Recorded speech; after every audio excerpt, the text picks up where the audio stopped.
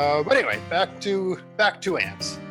Are they a benefit, or are they a problem in a garden? Because you go in a garden center, you see a lot of ant killing stuff, and I really don't kill ants in my garden. I mean, they're around, and this year I discovered I have fire ants. I still haven't really dealt with them in any way. So, are they a problem, or are they a benefit? In what ways are they a benefit? In what ways are they a problem? I think people just hate ants, so they automatically assume they're a problem in the garden. And for the most part, they're not. Now, if you're doing small rock garden type plants and you get an ant nest right underneath the plants, they can dry out that soil so much that the little plant will die. But for most garden plants, they really won't harm the plant. They don't eat plant material, like live plant material or flowers or anything like that.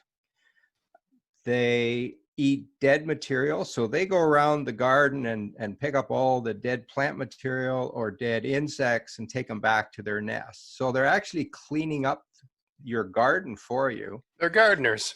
They're gardeners. And not only that, but they take them down into their nest. So they're adding that compost deep in the soil where we want it to be. So they're actually helping us. Right.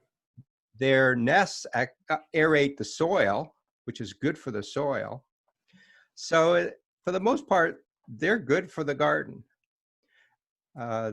Ants on peonies, by the way, they're not necessary for peonies to open, which is a common myth.